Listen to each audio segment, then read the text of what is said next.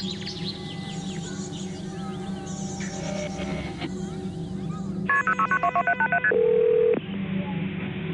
department? Yeah, I just killed my 2 daughters. You just what? I just killed my 2 daughters. Where you at, sir? I'm at 11233 Creek Point Drive.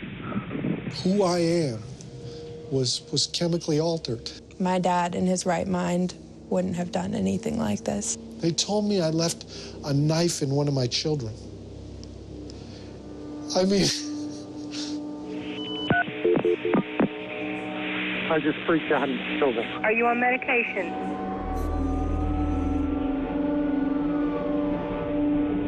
Sir, are you on medication?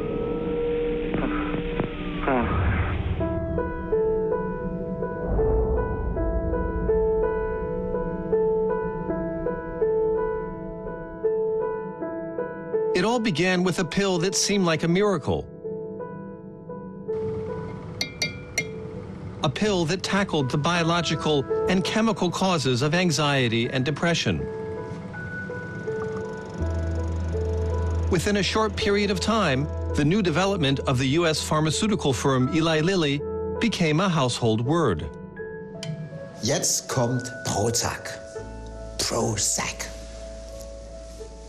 Und Prozac wird dieser gestressten Nation, dieser gestressten Gesellschaft endlich Frieden bringen, Glück bringen, wird Menschen zu den Menschen machen, die sie schon immer sein wollten. Unglaublich. Other pharmaceuticals scrambled to catch up with their own antidepressants, also with futuristic-sounding names. Zoloft was sold by Pfizer, Paxil was sold by GlaxoSmithKline. Since the early 1990s, the growth in the sale of antidepressants has never stopped rising. And many people feel the pill has helped them. In Scandinavia today, 10% of the population takes antidepressants. In the United States, it is even 15%. And an army of salesmen have been the backbone of this amazing success.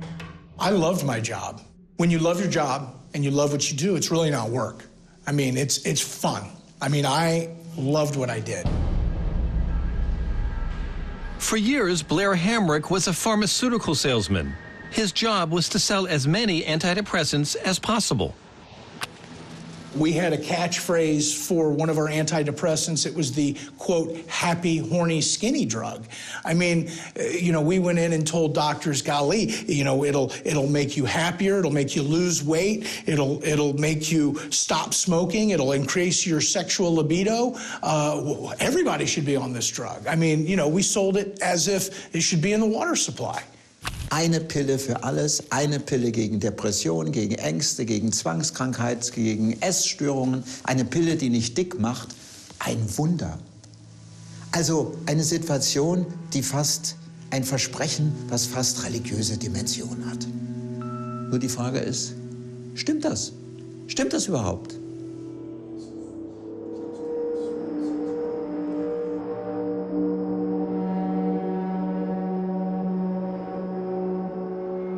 That day, after 15 minutes of speaking with a nurse practitioner, I was handed a time bomb. And I had no idea.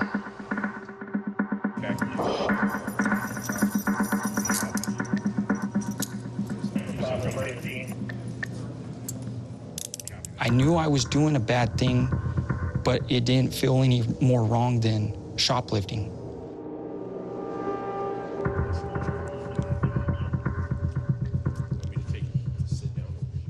What I did was done on a cocktail of legal drugs. Just because something's legal doesn't mean it's safe.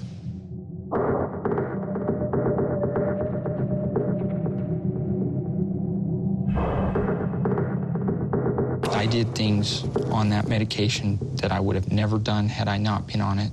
When you turn off the emotion and then you change the thought, you are not you.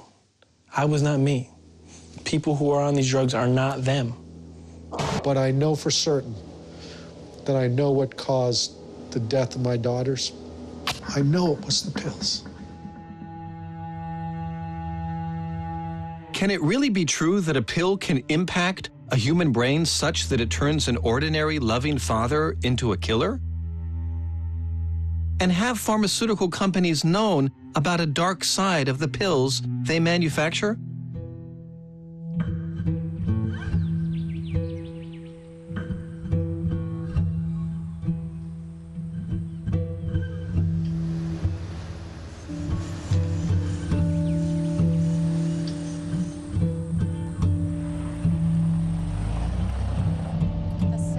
Every Saturday for the last 7 years, this woman has driven 2 hours to visit the man who killed her twin daughters, her husband.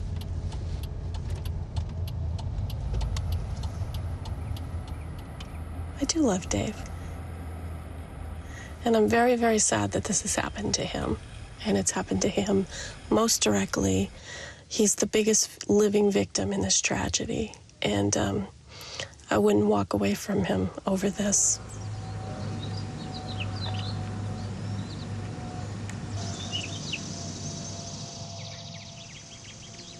What was he like, the man who used to live in this house?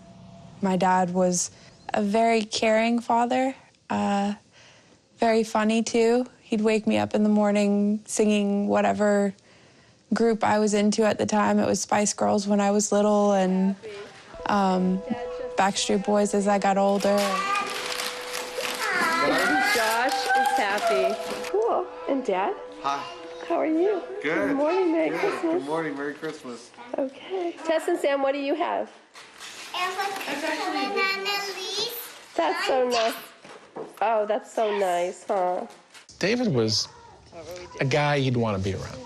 That's about the best way to explain it. When you met him, he was gregarious, he was open, he was funny, he was very witty, you know, really high-functioning. In 2006, David Crespi was at the peak of his career, a successful bank manager in one of the largest financial institutions in the United States, and the proud father of 5 children. David was a guy who, like any of us, had his share of challenges in life. We all do. Especially in a big financial company, there's stresses in our work, there's pressures. You know, we have kids to raise, we have bills to pay. You know, sure, it can be very stressful. Under pressure at work, he was not getting enough sleep. So David Crespi went to his doctor for help. I can remember January 11th saying, well, I'm 45 years old, and things are kind of rough right now, but I got my beautiful family, and I'm not that depressed. Happy birthday to you. Happy birthday. Yet he left the doctor's office with a prescription for Prozac. You have a chemical imbalance. Let's put you on Prozac. It's almost a marketing strategy that works, you know? It's not my fault. I have a disease. You know, and we're so susceptible to that. A new era had begun, and a key to this success was the theory of chemical imbalance. Now, depression was said to be the result of too little serotonin proteins. These new antidepressants, called SSRIs, would recreate the balance of serotonin in the brain. The theory convinced many doctors that they could safely prescribe antidepressants for different kinds of anxiety. They were simply restoring chemical balance in the brain.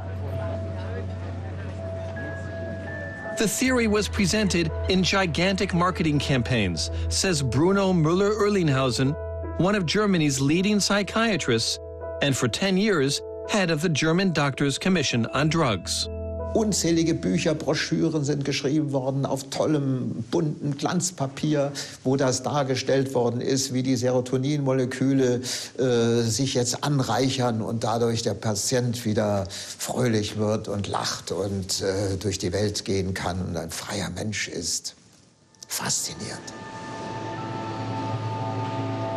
With the theory of chemical imbalance in his toolkit, Blair Hamrick became a successful salesman of antidepressants. We would go in and shoot for the really depressed people, but once you have a doctor writing prescriptions of that drug, then you want to expand his usage. And then you want him basically to use that drug exclusively, and if he's writing that drug for every patient that walks through the door, then you finally have done your job.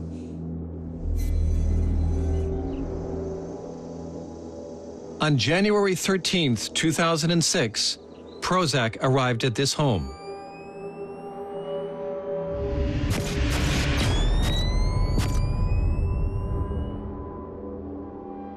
Seven days later, David Crespi called 911. What did you do to him? I stabbed him. You stabbed him? Yeah. How many times did you stab him? I don't know. I don't remember. Okay.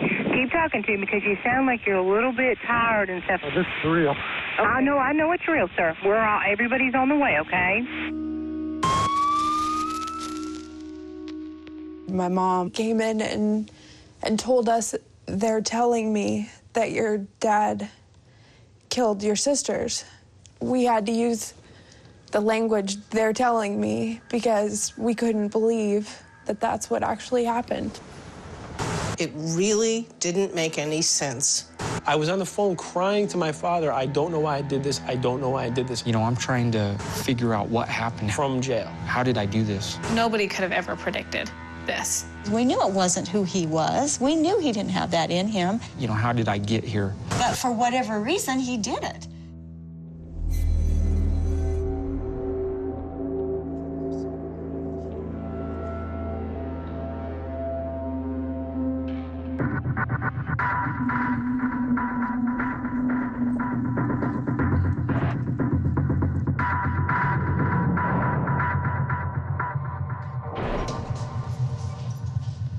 The question of why has haunted this man and his family for the last 17 years.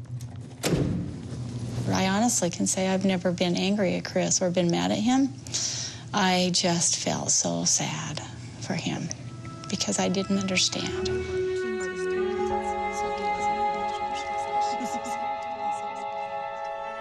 His life changed forever in a few seconds when he was just 15. He was that kid that took home all of the furry animals that he could find. I mean, I remember him finding a hurt squirrel and bringing it home and trying to nurse it back to health. He's always been an animal lover. He didn't harbor things against people, and he wasn't angry with people.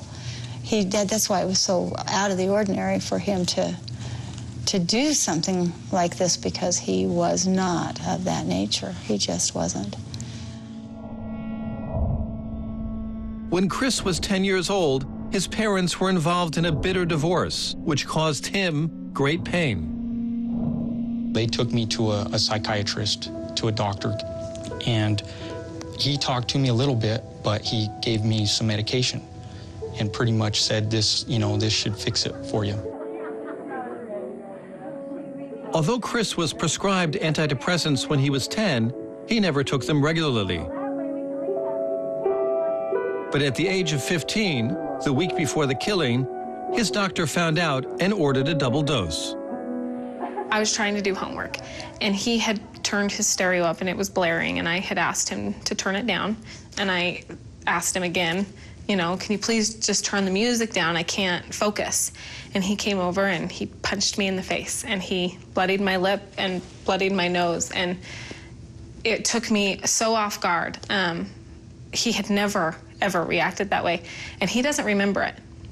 He does not remember it. And I think that was like 2 or 3 days before his crime.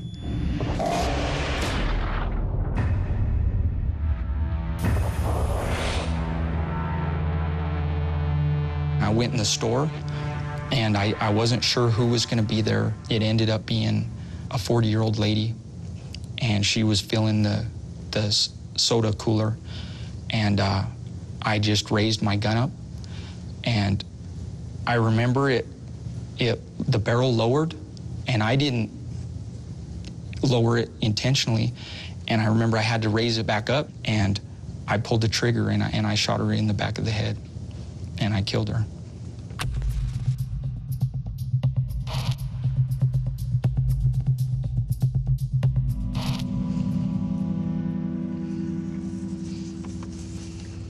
Miss Tomchuk's daughter. I feel like she's the one that, of everybody, that I took the very most from. She was about to get married. She was going to graduate from college.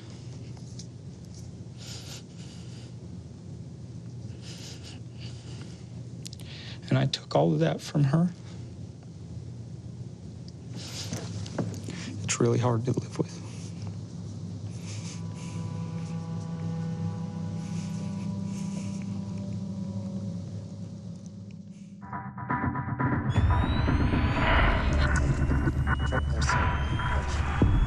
Are people using the side effects of antidepressants to justify why they or a loved one did something terrible? These drugs should be treated with caution. There's a substantial number of people who take these drugs and find themselves in a very, very difficult place where they become full of suicidal thoughts, sometimes thinking about killing people, you know, things that are a complete surprise to them. The chairman of the British Royal Colleges of Psychiatrists, Tim Kendall, advises GPs on how to prescribe antidepressants. As one of Europe's leading psychiatrists, he warns that these drugs can cause radical personality shifts. For some people, when they take these antidepressants, they feel very different. They don't feel themselves at all. And after several days of not sleeping well and feeling very agitated, some of these people, you know, do become quite violent or lose their temper excessively. And their partners will say, this is not like them.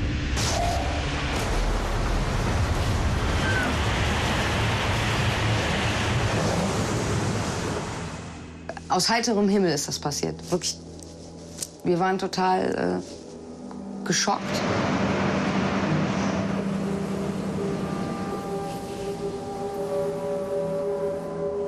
Ja, sie muss wohl morgens um 10 aus dem Haus gegangen sein, hier vorne zu den Güterbahngleisen. Da ist eine Überführung und da hat sie sich wohl auf die Gleise gelegt und hat sich dann vom Zug überfahren lassen.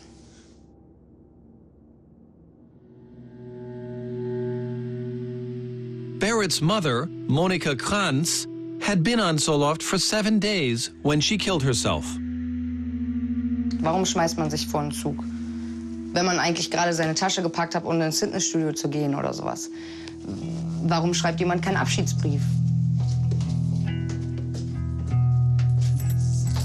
Going down these stairs with her lawyer is a major breakthrough in her 7-year-long fight with one of the world's largest pharmaceutical companies.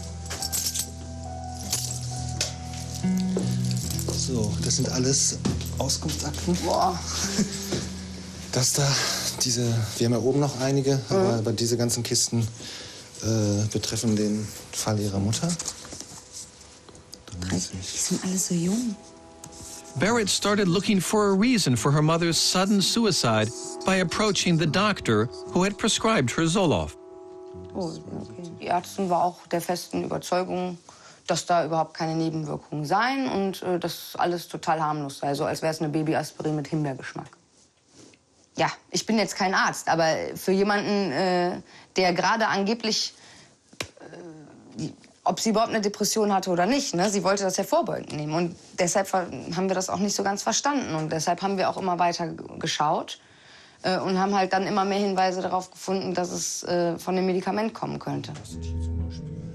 After 7 years, the results of her request are in. There are so many file binders that her attorney has been forced to store them in his cellar. The manufacturer, Pfizer, was ordered to send Barrett's attorney thousands of documents, reports by doctors written directly to the firm raising concerns that there might be a link between Zoloft and the suicidal behavior of their patients. Ja, das sind hier alles Einzelfälle von Suiziden und Suizidversuchen. Und jedes Blatt ist ein Mensch sozusagen. Hier ist ein 55-Jähriger, da eine 44-Jährige. Altogether, there are queries from almost 15,000 worried doctors in this basement. Were they being needlessly anxious? Not according to one of Germany's leading experts on antidepressants. He prescribes antidepressants, but only to his severely depressed patients. Das wirkt erstaunlich und paradox, aber es ist so, dass ein Mittel gegen Depression, was doch eigentlich die Suizidalität reduzieren soll, dass das gleichzeitig in manchen Fällen Suizidalität auslösen kann. Das ist paradox. In every one of the thousands of reports, Pfizer gave variations of the same answer. There is no connection between Zoloft and the suicide of the patient. We would have liked to interview Pfizer about these responses, but the company referred to the case of Barrett's mother and said they do not comment on ongoing legal matters. Regarding the risk of suicide, Pfizer told us that the positive results of patients taking Zoloft far outweigh any negative results affecting a small group of patients. Wenn wir das vorher gewusst hätten, dann hätten wir nicht so leichtfertig irgendwie gesagt, ja klar, nimm was schon mal im Vorfeld, damit du keine Depression kriegst. Also wenn man weiß, dass so ein Mittel vielleicht gar nicht positiv wirkt, sondern nur negativ, dann lässt man natürlich die Finger davon.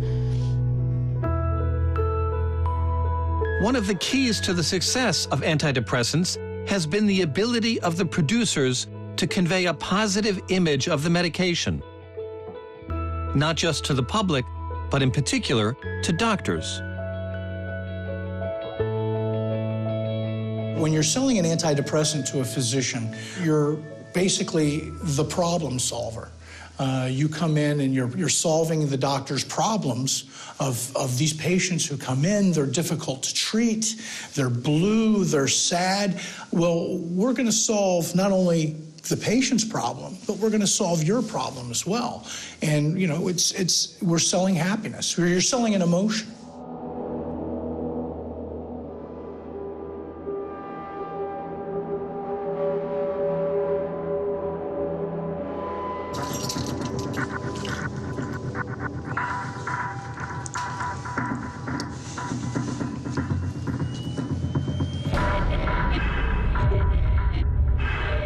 It's like a still shot from a dream.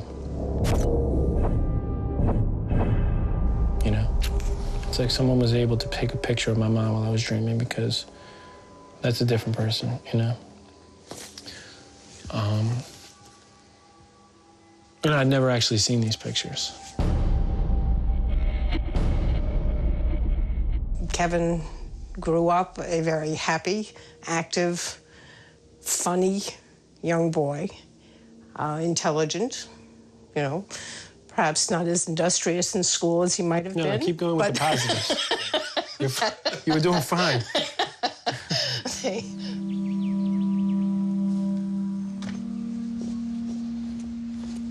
Psychotropic drugs were traditionally the realm of psychiatrists. But today, 70 to 90% of antidepressants are prescribed by general practitioners. By the time Kevin McShane was feeling anxious about his future, the person in his doctor's office who wrote the prescription was a nurse. Within about 15 to 20 minutes, she explained that she thinks an antidepressant would be the best way to go. So I didn't think twice about taking this. If anything, I thought maybe I don't need it, but not that anything wrong would happen or anything would go wrong. Exactly what's the worst that can happen.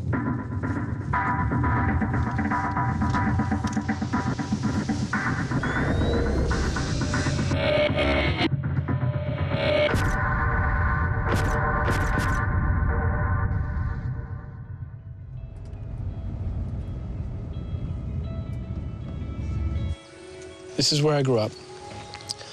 I had access to plenty of money whenever I needed it, and I was surrounded by it, in a sense. So it didn't make sense for me to rob for money. No, I didn't rob for money. How much did you get out of the robbery? Probably a total of maybe $1,500. Very little. Not only did I commit these robberies, but the way I did them was so bizarre. I did them carefree. I would ask to shake the hands of the attendants after I robbed them. People would walk in the middle of the robbery and I'd allow them to buy stuff and leave. During the 3 weeks he took Paxil, Kevin committed 8 armed robberies and made 2 suicide attempts. He had no prior history of violence. Not only did Kevin's anxiety and lack of focus not get better, it seemed to be getting worse, and he seemed to be sinking. I was drifting further and further into this void, into this oblivion, where I wasn't feeling anything. I wasn't scared of anything. And then these thoughts, these ideas started to blossom that never would have entered my mind in the first place, let alone get to the point where I would grab a knife and drive to the local gas station and rob it. You can give these pills to healthy volunteers and you can make them suicidal. You can make them homicidal. David Healy, professor of psychiatry, was one of the first to study the relation between antidepressants and violence. He prescribes antidepressants, but only rarely. When people take antidepressants, they can contemplate and do awful things without being inhibited by the kind of anxiety that would normally stop you from doing these things. They don't think about the consequences of their actions. I did it with ease. I don't even think my heart rate, my pulse rose above 65 as I was doing it.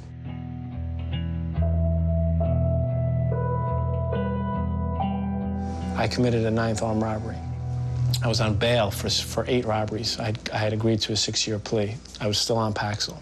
I was immediately pulled over, drove off, got in a police chase for about 20 minutes, put a knife in my neck, and attempted to kill myself. Not thinking twice as I was doing it.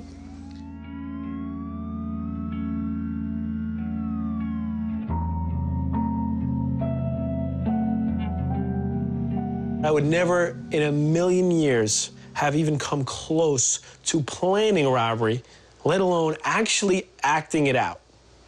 Never.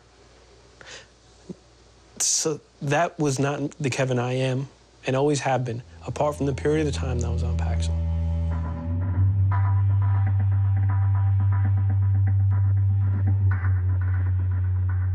For years, experts have studied how antidepressants can cause some people's brains to become hyperactive. This fairly common phenomenon is called activation syndrome. This so-called activation syndrome happens in probably 10, possibly 15% of people. Now, it's amongst those people that you would expect an increased likelihood of self-harming behavior, suicidal thoughts, hostility, violence, aggression, and so on. Remarkably, these dark sides of the pill may appear within a very short space of time. So the doctors who prescribe them need to exercise vigilance. The problems that people get with these drugs, where they become suicidal or very hostile, that happens in the first few weeks. It doesn't usually happen after they've been on the drug for some time.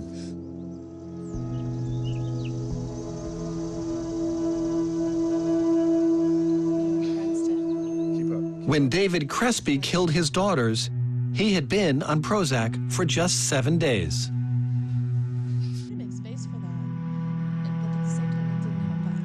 I can remember playing a board game, being brought into it to play with my children. I thought it was really bizarre that he couldn't sit still and just play it, and he wasn't even sitting down, he was just standing and playing. It was like, just even like moving the pieces on it was agitating to me. But he kept trying, and so he'd come over and move the card, and then, you know, like, move his man. It was just too much to sit there.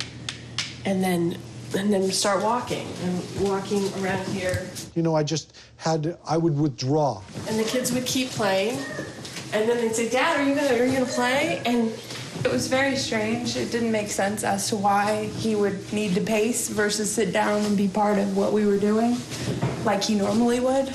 I wanted to get away from everybody, sounds, people talking. The drug can induce intense agitation, restlessness, which is not just physical, it's also mental. I remember my thoughts racing incredibly fast. They just happened. I was on to the next thought, on to the next thought, on to the next thought, racing thoughts. War sie super unruhig, sie konnte nicht mehr schlafen. Also sie hat sich richtig schlecht gefühlt. For some reason, I was so uncomfortable and so unsettled, and I'd have these impulses of, I just want to kick somebody down the stairs. It was just too much to sit there. It's in the midst of this agitation, you can get thoughts of doing things that are out of character for you. I can remember this battle of these thoughts aren't real. And they may be thoughts of harming yourself or thoughts of harming others. Towards the end of just talking back and forth, he said, do you ever feel like life is too dark to go on? It's crazy. It's not the way I think. The drugs develop a certain who cares feeling. Those thoughts aren't natural to me. The drugs shut your emotions down. For the most part, that's the good thing the drugs do. They numb you. They're a bit like a painkiller for your emotions. The bad things are they can have unpredictable consequences. I pulled the trigger and I shot her in the back of the head. Something that I never would have contemplated doing, I did as if it was second nature. Und da hat sie sich wohl auf die Gleise gelegt und hat sich dann vom Zug überfahren lassen. I did it with ease. It didn't feel any more wrong than shoplifting. You've lost your moral conscience. You will do things that you wouldn't usually do because your fear of the consequences is gone. We took Dylan to drum lessons, and he didn't want to sit in the car for the 30 minutes. He said, we got to get out, we got to get out. And I go, okay. So we started to walk, and he saw people that I didn't see. He goes, there's people down there. They'll hurt us. We need to get back in the car. Get back in the van. Get back in the van. The drugs can make you psychotic. You can hear the voice of God say, kill that man over there. I believed a calendar on the wall was talking to me. And I would see, it looked like spiders would drop down. This was a maniac. I know it's documented that I screamed, I'm insane. And I went to the doctor, and I can remember saying, I'm afraid I may hurt someone, or she said, you're too compassionate to do that. That's just the depression talking. Never was anybody ever saying the medicine could do this. It's a whole new world, a dazzling place I never been. When I'm way up here, it's crystal clear. I can't go back where I used to be. 911 emergency, Odell. Can a prescription drug really be linked to the death of these girls? We would have liked to ask the manufacturer of Prozac, Eli Lilly, exactly that question. But Eli Lilly declined to be interviewed. In a written answer, the company said that violent behavior is an unfortunate phenomenon, but emphasized that it occurs both in cases where people have taken psychotropic drugs and in cases where they have not.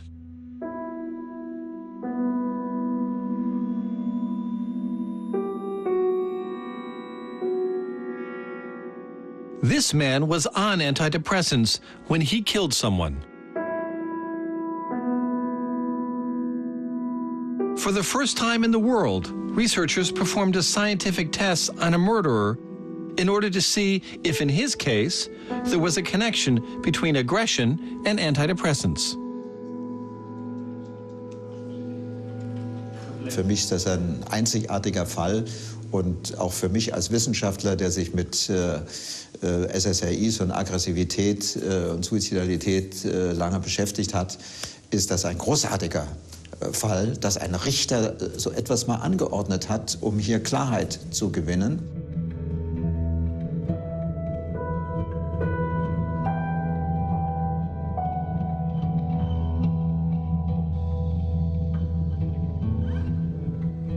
Behind these walls, a judge has made a significant decision. In 2011, the Dutch High Court ordered a scientific study on one murderer's reaction to antidepressants. It was at the request of his lawyer, Ali Westerhuis, that the test was ordered. In her years as defense attorney, Westerhuis has defended dozens of violent criminals. But from the moment she met her client, she thought that there was something strange about this case. It was just a sad man who was coming in, sitting there, having no idea what was happening. He didn't know that who was killed. I told him. Yeah, he didn't know.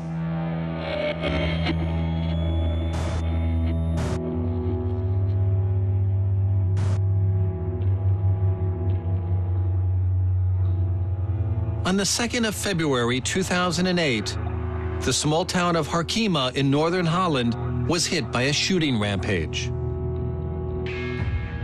Armed with an antique pistol, Willem Izzardi attacked and wounded 2 neighbors while their children were asleep upstairs. He then moved on to a nearby home where he shot and killed a woman as she slid down the roof of her home, trying to escape.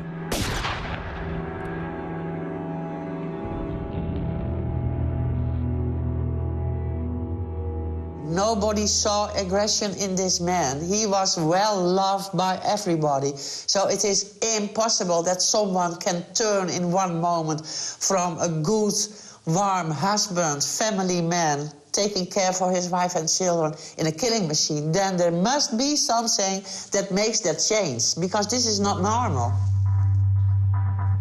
The court found Ali Westerhuis's character evidence intriguing, but they wanted scientific proof.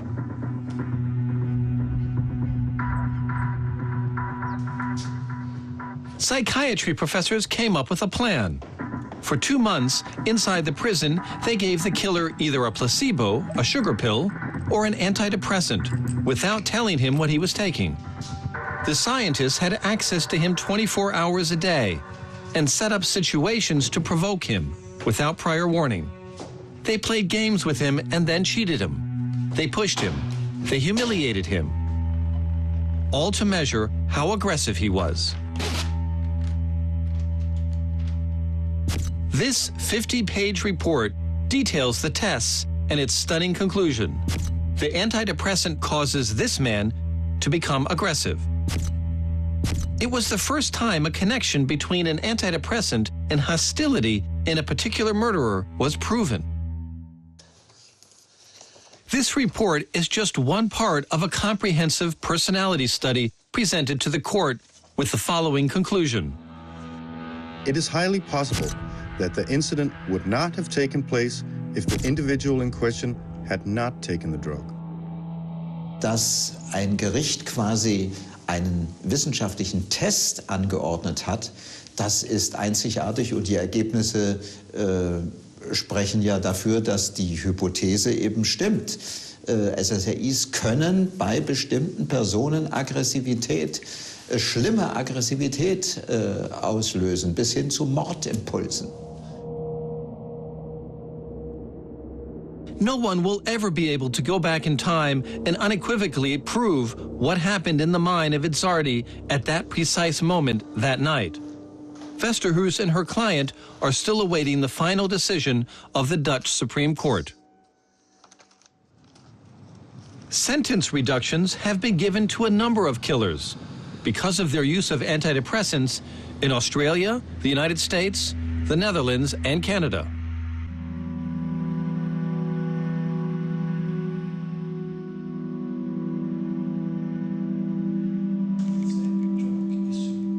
This 15-year-old Canadian boy, Seth Ottenbright, was murdered suddenly and without reason by one of his best friends. The court came to an astonishing verdict. If it weren't for the Prozac, there wouldn't have been a killing. I'm going. Don't rush me. 11 days after the increase in the dosage of the Prozac, he killed this fellow. He had a deficiency caused by the Prozac, and that was the finding of the court. The life prison sentence for the 15-year-old murderer was reduced to 3 to 5 years in a juvenile facility.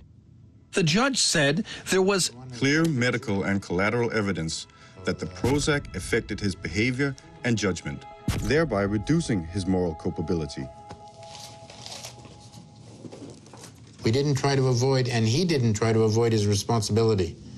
We said what was the cause of his action is another matter, and the court found that the killing was as a direct result of his ingestion of the drug Prozac. It would take more than 15 years after Prozac and the other antidepressants was approved before the first warnings of suicide risk started to appear on the packaging. Today, some information leaflets carry warnings about aggression and suicide for adults. But in all of them, there is now a warning of increased risk of suicide and aggression for children and adolescents.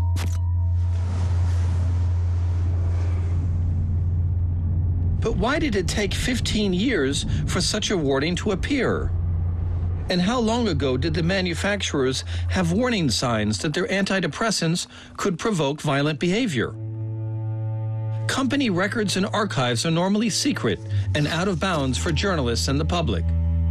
We could normally never find out what the companies actually knew and when they knew it.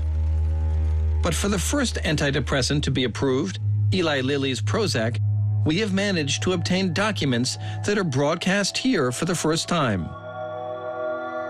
These documents show that just after Prozac came on the market, suicide and aggression were matters of serious concern during internal discussions at Eli Lilly. I do not think I could explain to the German authorities, to a judge, a reporter, or even my family why we would do this, especially on the sensitive issue of suicide. The man behind this email is Hans-Joachim Weber. At the time, he was medical director of Lilly, Germany. Eli Lilly advised him not to appear in this film, but he was prepared to explain his concerns about the company's downplaying the risk of suicide. Das hat mich also sehr bewegt und ich wollte der Sache auf den Grund sehen, ob die Firma hier tatsächlich richtig handelt. Begleitet hat mich die Unsicherheit, ob hier möglicherweise etwas verschleiert werden sollte oder verschleiert werden könnte. The issue concerned reports that worried doctors had submitted to Lilly, suggesting there might be a link between the suicidal behavior of their patients and Prozac. Ja, die Frage der Suizidalität im Zusammenhang mit Antidepressiva spielte ja damals eine große Rolle. Es ist gar keine Frage, dass es in der Zeit sehr intensive, das war eine sehr intensive Zeit mit sehr intensiven Diskussionen. Es ging ja auch um viel, muss man sagen.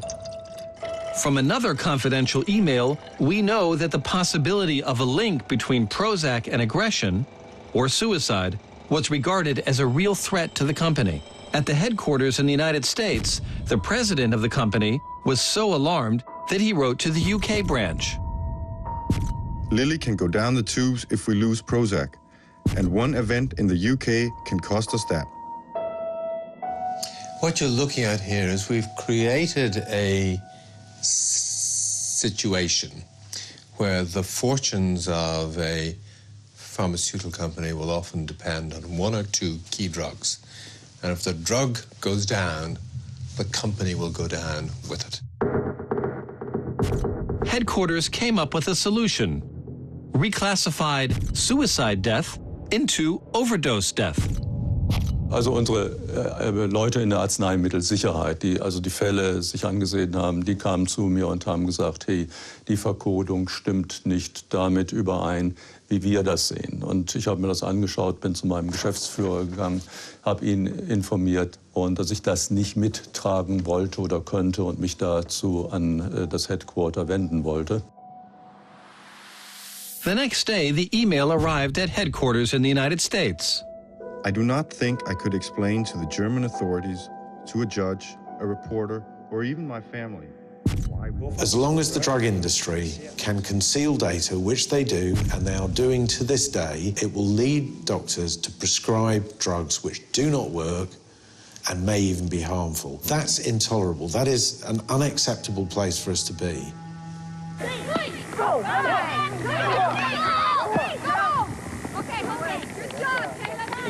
We didn't even think twice about putting him on the medication because we were told that that's what he needed, and it never dawned on me that there could be any issue with it.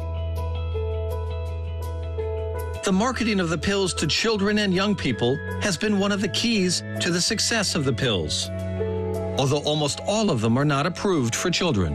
But you got to remember, there were two sets of rules. There were the rules for the appearances and for the federal government and everybody else that it was inappropriate to do these things. Then there were the unwritten rules. And those unwritten rules were definitely vocalized at meetings. And that was, if you weren't selling antidepressants to children, then you weren't going to hit your number.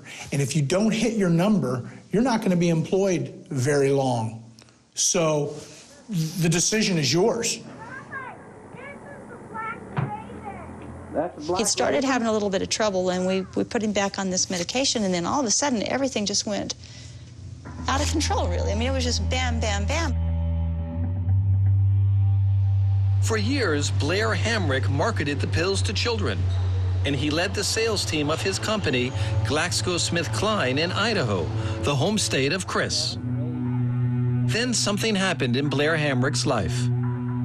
What happened to me was I became a father, and I had a son.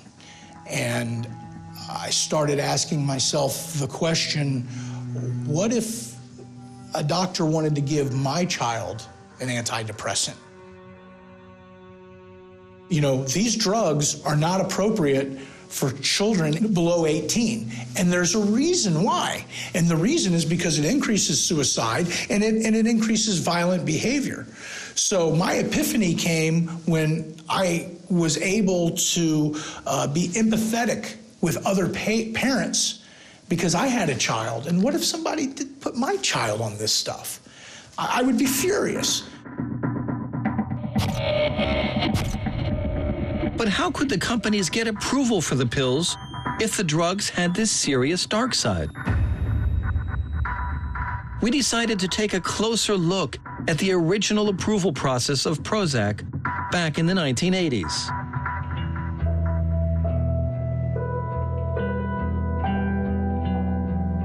Eli Lilly wanted to get their new drug on the market quickly. This was about a new market with enormous growth potential. The company decided that Germany should pave the way for Prozac in Europe. They applied for approval. But in 1984, there was a problem. Prozac was rejected in Germany. The German health authorities feared, quote, increased suicidal risk, agitation, no efficacy, and concluded that Prozac is totally unsuitable for the treatment of depression. For Eli Lilly and Prozac, this was a major setback. The authorities rejected their claims about the efficacy of the new drug. Es hätte ja ein seltsames Bild gegeben, wenn man sagt, nein, in Deutschland gibt es keine Zulassung, weil das Mittel dort für unvertretbar angesehen wird. Das hätte kein gutes Bild verschafft. But this wasn't about good impressions. The German refusal created a serious obstacle to approval in the United States, the biggest market for pharmaceuticals in the world. Regulators were very struck by the fact that the drug didn't seem to work well, and they were very struck by the problems of people becoming suicidal and becoming violent. So that FDA reviewers looking at these risks said there is a problem here. The FDA, the drug approval authority in the United States, asked Lilly, why did German authorities refuse to approve Prozac?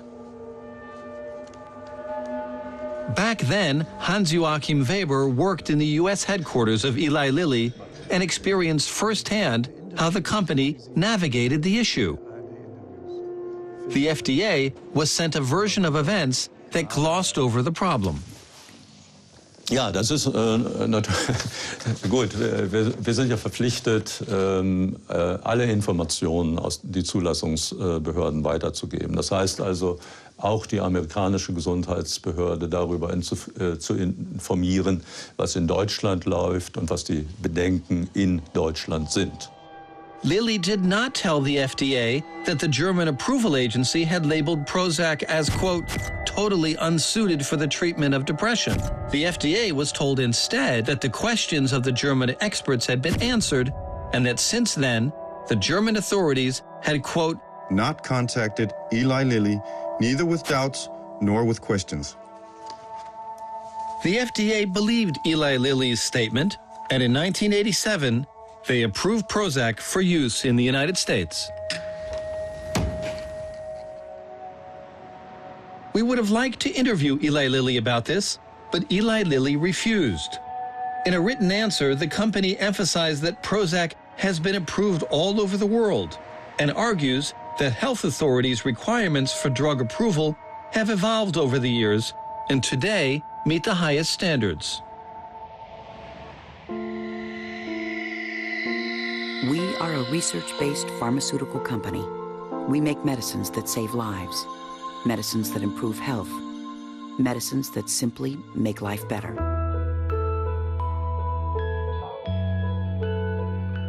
A new era had begun, supported by a gigantic marketing campaign. A simple story was told. It all had to do with a chemical imbalance in the brain. Und es war wesentlich Eli Lilly, was dieses Konzept in einer fantastischen Vereinfachung unter die Leute gebracht hat. Depression ist so etwas wie zu wenig an Serotonin. Das ist im Grunde totaler Blödsinn. The drug companies have used this to sell the drugs. There's no real evidence that that's the case. It has no scientific basis to it at all. It's bunkum. It's rubbish. It's not true. Aber es hat funktioniert und man sieht es an den Umsatzzahlen, nicht nur von Eli Lilly, sondern auch von anderen Firmen wie Pfizer und so weiter, wie das funktioniert hat. 2 minutes? No, we're just David Crespi and millions of people around the world have taken antidepressants in the belief that they needed to correct the chemical imbalance in their brains. But if that's not the case, do we know what it is that these pills actually do to the brain?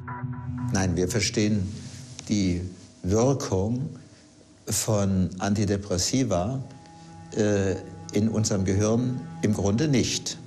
Wir wissen nicht, was die eigentliche Wirkung ist und wir behandeln damit Millionen von Menschen. Im Fall von Antibiotika oder Beta-Blocker oder Substanzen, die das Cholesterin im Blut senken, wissen wir, was die machen und warum wir das geben. Aber hier geben wir einer unbeschreiblich großen Zahl von Menschen Mittel, von denen wir gar nicht wissen, was sie im Gehirn eigentlich tun. Und das ist im Grunde erschreckend.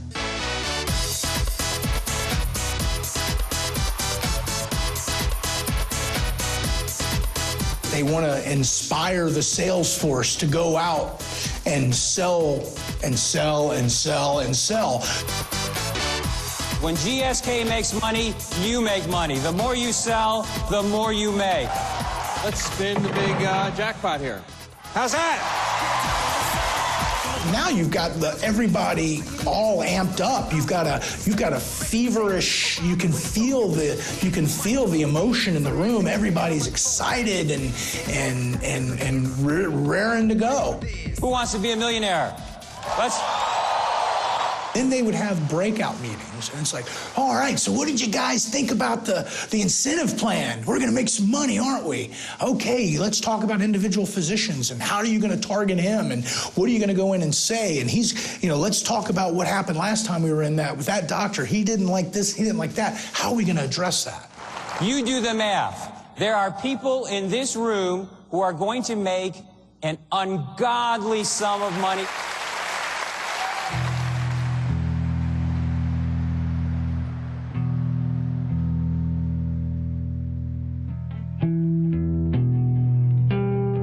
This was wrong. This was absolutely wrong, and it went against my moral, it went against everything I stand for. You know, putting people in harm's way is not the way to go. I mean, I was a whistleblower before I even knew what a whistleblower was, because I asked the wrong question. And the question is that legal? Are we supposed to be doing this? For more than 2 years, Blair Hamrick went undercover, providing the FBI and the American Department of Justice with documents showing how his company intentionally hid data that showed the harmful effects of Paxil on children. After 5 long years, Blair Hamrick's battle finally produced this astonishing result. Today, I'm pleased to announce that the Justice Department and our law enforcement partners have reached an historic $3 billion resolution with the pharmaceutical manufacturer GlaxoSmithKline. GSK distributed Paxil with false and misleading labeling. What GSK did was to encourage the use of Paxil for children who are dealing with depression with false messages about its safety and effectiveness. This unlawful promotion put children at risk of taking drugs that were unproven to be effective for them and have been shown to increase the risk of suicide. This action constitutes the largest health care settlement in United States history.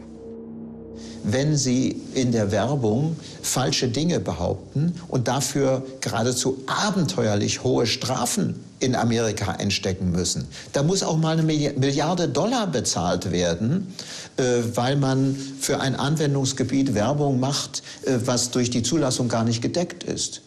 Das scheint Peanuts zu sein für die Firmen.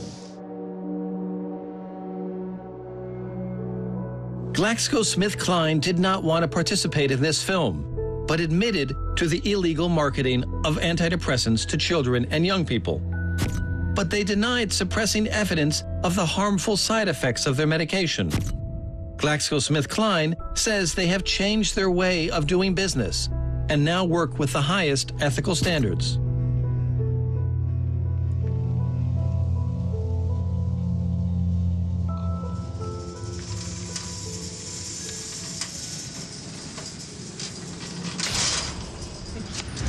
We've got all of his legal documentation. Was for 4 years of it in these boxes. Can't throw them away. They've just they just still hold too much hope that he'll be able to have a different outcome. I mean, there's hope, you know. I try to keep hope that something will happen, but we know. I mean, we know. I've got a little over 18 years left. I'll have 17 years in November, and you know, I'm excited just to get to halfway. It's been a long time. It's been a long time in here.